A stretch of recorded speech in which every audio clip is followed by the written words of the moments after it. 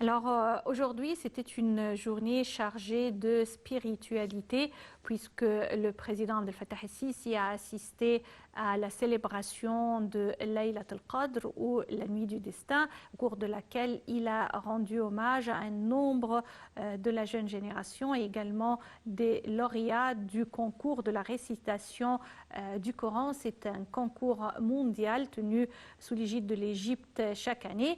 Mais avant de participer à cette célébration, comme on a vu, Monsieur le Président avait participé également à un autre événement spirituel puisque Monsieur le Président Abdel Fattah el-Sisi a inauguré ce matin la mosquée de Al-Hussein après les travaux de restauration.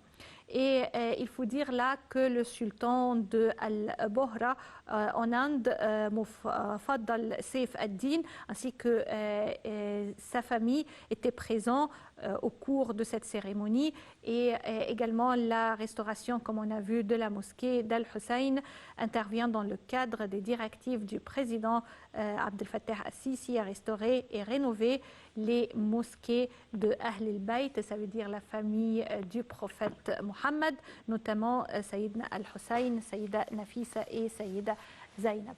Alors c'était un événement important avec, comme on a vu également, des responsables et également les représentants de Al-Bohra, surtout le sultan de ces musulmans de l'Inde. Et maintenant, cette mosquée rouvre ses portes pour les croyants et également, comme on a vu, ça est devenu un des chefs-d'œuvre de l'architecture égyptienne. Nous serons de retour maintenant afin d'analyser de près les différentes facettes de l'iftar de la famille égyptienne hier, parrainée par Monsieur le Président Abdel Fattah el-Sisi. Au cours de son discours, Monsieur le Président a parlé de plusieurs points très importants. Il a parlé d'un dialogue national qui inclura tous les courants politiques pacifiques en Égypte. Également, il a parlé de la facette économique, puisque Monsieur le Président a parlé hier du programme ambitieux de l'Égypte afin de réaliser la réforme économique et il a donné ses directives afin d'attirer les investissements étrangers directs, parmi autres points que nous allons discuter avec Dr Nevin Sarwat, professeur à l'Université d'Alexandrie à travers cet appel téléphonique. Dr Nevin Sarwat, bonsoir. Bonsoir, comment ça va? Ça va très bien. Alors, on est en train d'analyser ensemble la rencontre hier et le discours de Monsieur le Président Abdel Fattah el-Sisi, son mot au cours de l'iftar de la famille égyptienne.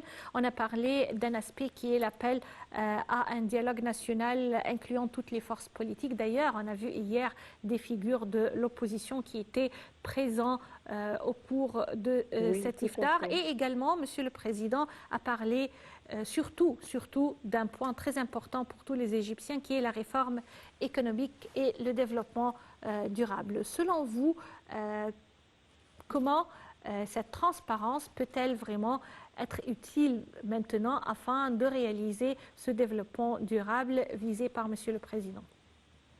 D'abord, je vous remercie d'être parmi vous. Et ici, avec l'allocution de El-Sisi, vraiment, c'était magnifique. Surtout l'iftar de famille qui est une habitude, coutume déjà. On est habitué maintenant à voir le peuple le jour de l'iftar, la rupture de Ramadan. Et en fait, vous venez de mentionner que dans son allocution, il parlait de la réforme. Oui. On a pu voir que non seulement la réforme côté financier, mais aussi il y avait une sorte d'esprit ouvert que toutes les classes, toutes les religions, on pouvait voir les différentes tranches, catégories de la société existaient. Et spécialement hier, c'était un jour spécial. C'est le jour, on célébrait la libération du Sinaï. Alors ça c'est un jour inoubliable dans notre mémoire. Et puis avec les fêtes des musulmans et les fêtes des chrétiens, ça tombe très bien avec c'est une fierté de voir la nation assemblée après 2011.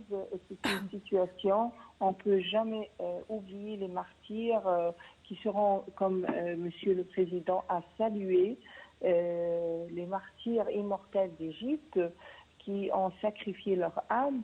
Alors aujourd'hui, si on fait cette réforme économique, c'est dû et grâce à leur fidélité. Et au nom de cette fidélité, il a parlé que tous les Égyptiens doivent, on a même senti ça, la consommation de l'ordre de la marchandise pendant le mois de Ramadan a augmenté à peu près de 20%. On peut voir, Monsieur le Président aussi a augmenté 10% des pensions de la retraite. Alors, on peut sentir ça et ça donnait une joie aux personnes qui sont touchées par cette augmentation. Nous avons aussi touché avec son allocution, nous avons compris qu'il tient tout à fait à prôner la dynamisation de l'action du comité de la grâce présidentielle et la recommandation de la conférence nationale de la jeunesse, du CNJ. Il a essayé aussi de dire qu'il y aura toujours un défi, il ne faut jamais s'arrêter et il faut dire à nos jeunes que l'Égypte ne peut pas tout faire, mais avec le pouvoir et le pouvoir de l'être humain égyptien, et on peut faire face à nos problèmes. Il faut toujours dire la vérité. Et même Dr Khaled Abdelghafar, il a mentionné ceci dans son mot, lorsqu'il a dit à propos des médecins que nous avons un pouvoir, un grand pouvoir médical, mais en fait, notre force est partagée, il s'envole dans le monde parce que, le pouvoir financier est un peu...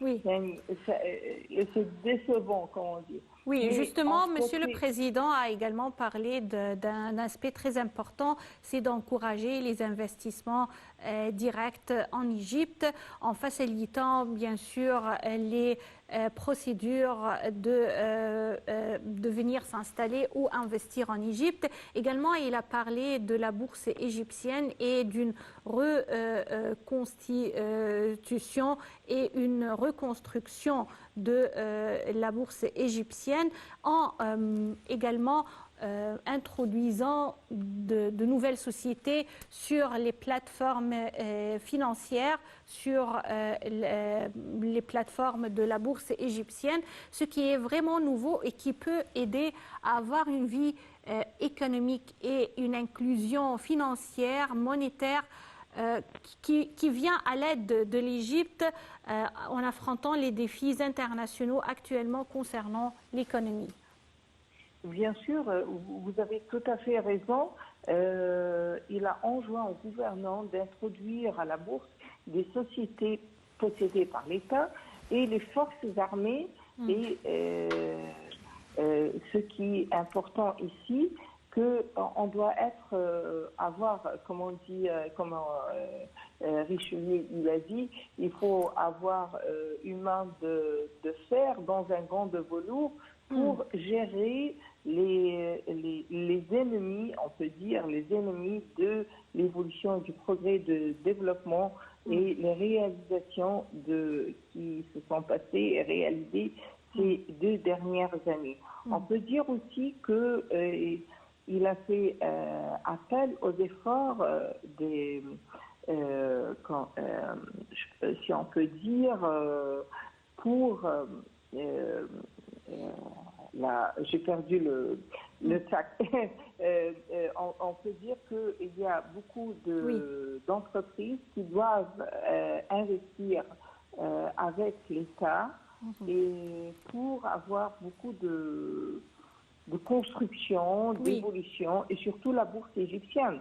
Et les entreprises doivent être le capital de ces entreprises doit être propriété de l'État, non pas une propriété des étrangers. Oui. Mais en même temps, ils doivent avoir une coopération et il a félicité aussi les pays arabes qui ont aidé l'Égypte pendant ces années pour faire ce progrès et sans ces pays arabes, on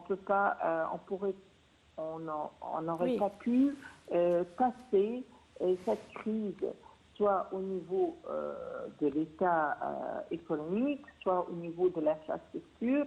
Et je soutiens bien sûr cette idée de vraiment les pays arabes doivent se soutenir pour passer les crises. Et dans son allocution, il a essayé de faire le bilan de ces 2 dernières années qui souligne la stabilité de l'État égyptien après avoir passé de 2011 à 2013 des crises de consommation, de chômage, C'est vrai, alors on est passé par un moment difficile, mais on a pu résister et on attend collecter les fruits de nos efforts dans l'avenir proche. Je tiens à vous remercier, Dr Nivine Sarwat. Vous êtes professeur à l'Université d'Alexandrie. Merci bien pour ces explications. Et chers téléspectateurs, c'est ainsi qu'on arrive au terme de notre édition pour aujourd'hui de Direct. Passez d'excellents moments avec la suite de nos programmes sur NLTV International. Au revoir.